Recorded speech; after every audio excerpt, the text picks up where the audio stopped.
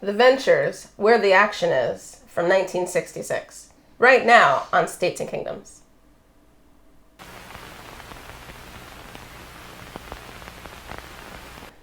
January of 1966. Super early in the year. Super. Like, so early in the year. It's almost 65. We covered the Ventures' first album, Walk Don't Run, when Don Wilson passed away. Yeah, we were prompted. And we felt called. Well, whatever. I don't like doing those videos. Bobby Rydell recently passed away. I thought about it, but then I realized that I hate doing those, and I didn't want to do it. So our Gilbert Gottfried video will come out tomorrow. Too soon? Okay, anyway, The Ventures, Where the Action Is. And now, interestingly, kind of loosely tied to the show, Where the Action Is. But not really. Right, it was a variety. But the first song on the album is Action, which was a hit for Freddie Cannon. And no, I think that was on, like, what was it, like MeTV, or, you know, those channels? Because I haven't had cable for a while now. So they had the older I swear I remember seeing some of those. I mean, I used to play, like, Shindig and Hullabaloo. At least in New York, whatever that channel was. But, so Action is the first song on the record. Very good. You know, talking about the Ventures albums, I mean, I want to talk about them because, as we said before, it's a way to talk about a lot of songs. Yeah. You know, a lot of other people's songs. Well, that's the thing that's so interesting, I think, about the Ventures, that there's really nothing like them currently at all. Nobody does cover songs. Nobody does instrumentals. Like, there's just something that we don't have anymore. Right. And they had a lot of songs to draw from, of course. Like the best songs. Well, yeah. You know, and there was really no one quite like them. I mean, really, of course, as a purely instrumental group, because there were some phenomenal instrumentals at the time. I mean, you know. And they were big hits. I know we said this last time. Yes, they were actually, like, giant hits. But, you know, people like, obviously, Link Wray, Duane Eddy, even Dick Dale, of course, but they're not purely, I mean, Duane Eddy is, but the others are not purely instrumental. I mean, you know, they would sing, even if not all the time, like even Link Wray. Then you had all the Chantays, you know, all those bands. The Ventures do, and the Shadows in England, of course. Mm-hmm. The Ventures do stand out for, to me, sheer always. Volume. Well, the guitar sounds are some of the greatest ever. A guitar player's dream. No, really though. Is this album? Just their handling of melody. It's just the melody. A guitar handling all the melody. But the thing is, the Ventures were so great at this. They you know, yes, they would play the melody, but they would embellish it. They would, you know, change the rhythm. They would emphasize different parts of the song. They could, you know, have, you know, different key changes. You know, all just really subtle things, brilliant things. But keeping it very interesting and compelling. Action is actually not very different at all. I mean, you know, it sounds like the Freddie Cannon song. Then the next song is Lies, which I love. I love that song. I mean, I think I remember trying to convince you that it didn't sound like the Beatles, but yes, of course it does. It's a little Beatlesque. It's just a little bit. It's like 5 songs all wrapped up into one. It's like really packs a Beatley punch. Yeah. It's so fun, though. But, here's the Knickerbockers with Lies. Again, kind of a faithful cover. Mm-hmm. You know, a good one. You know, the guitar sound is you know, nice and got a nice overdriven sound to it. And, you know, great guitar sound on this. But then Fever is where I really think that's interesting. Now, everyone and his brother did Fever. There's a million cover songs of Fever. I mean, Peggy Lee did it like 50 times, I think, on her own.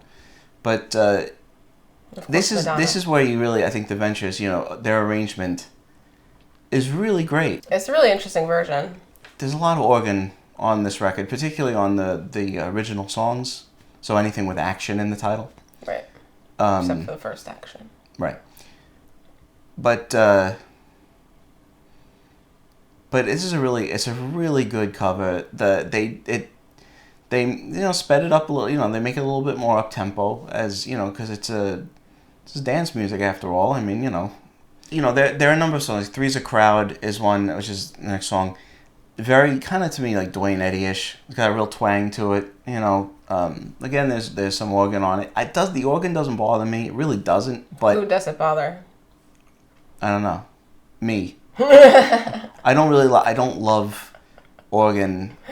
So ubiquitous in the mid '60s, of course. And I mean, I'm not a huge fan of it. And really, I'd rather hear just the guitar. There's one band that uses it that I don't mind.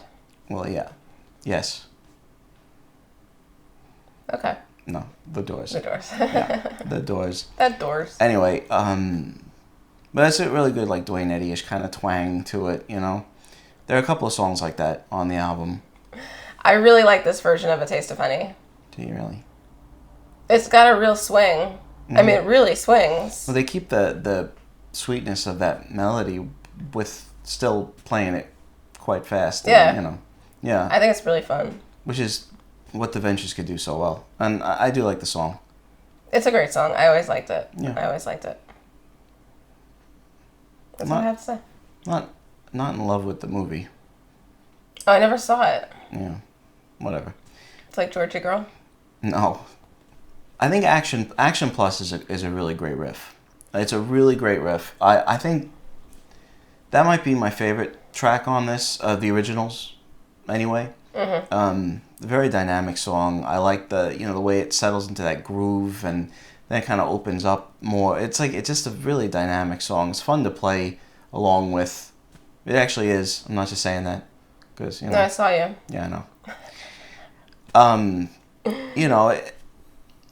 It's just that's a cool song. What they're able to do within like their instrumental limitations and even just style wise, like the way they play, everything sounds like them. But what they're able to do within that is really quite exceptional. And even not just like interpreting a song, but an original song. Right.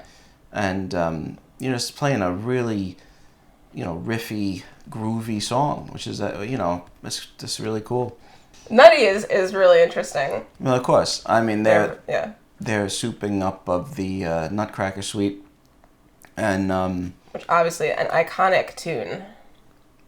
I think hearing this first time, I don't know if it didn't strike me immediately. No, me neither. It's like, wait a second. It's like, wait, I know this. What song is this? I think it's got a real Les Paul kind of quality to it, and I know I'm saying that Duane Eddy Les Paul blah blah blah, but I mean the greats. Well, sure. It does. It has to me. It has a real kind of Les Paul. The way Noki Edwards is playing the leads, it's a real Les Paul sound, and it's really cool. This is really really cool, and I actually sort of playing along to this. If you play it wrong, you stumble across. I just stumbled across Marquee Moon, which is funny. Because, I mean, we talked about this last time. Yeah. But with all the people that they influenced, television, Tom Verlaine, is a major one. Yeah, I mean, he was, really, it's really... like the clearest link. You can hear it so plainly. The way, his approach to the tone of the guitar is from the Ventures.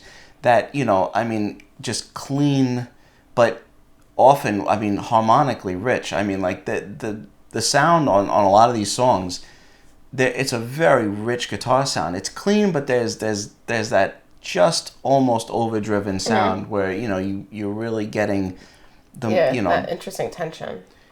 And so television has a lot of that, and the way Tom Verlaine plays, melodically, it's very much, I'll use the word, informed by the Ventures, and the two guitar players, how they play against each other. It's the television learned a lot from the Ventures, and television knocked me out when I first heard them. Whenever I was like 16, the way they played. So just through television and everyone they've influenced, whoever that may be, but they have. I know, they have, and Anyway. Nutty that's a really it's fun, cool version of that, and I love when they would do rock and roll versions of classical songs, classical music that well. It's done really well. She's Just My Style is a great song. I actually... That is a really good song. I mean, beautiful melody. This Diamond Ring is my favorite Gary Lewis song, but I know. This is a really good version of it too. And again, playing the melody. And you said you never realized listening to it that sounds like Whiskey Man. It had a little bit of like a Whiskey Man sound. I never. Just this version. Yeah, it strange. Struck me. Again, it's faithful, but it's theirs. Yeah. And the guitar sound is great. I love it. Yeah, great sound. Again, like just slightly kind of overdriven, just perfectly in that. It's in the pocket. In the pocket. Yeah. Altogether, I don't know, how people feel about this album. I don't know. I mean, I know it's not necessarily considered like one of their great albums by people, but most people don't talk about the Ventures really. I always like this. I like this album a lot. And really anything with the original lineup, I mean, not so much original, but the classic lineup is really worth listening to and great. Well, yeah, I mean, I think it's just, what a wonderful way to get a quick snapshot of the popular songs of the time. I mean, in that respect, yeah, just like kind of historically or just to learn from. I mean, for that all alone, their records are like that. That's such a wonderful thing to have. Mm-hmm. We're really blessed. And then you can try to find episodes of Where the Action Is. On YouTube's. Yeah, there aren't many. Well, thanks for watching. Hope you enjoyed our discussion. Please let us know what you think in the comments, and make sure to like and subscribe. We've got more videos coming up every Monday, Wednesday, and Friday here at States and Kingdoms, so please stay tuned, and we'll see you next time.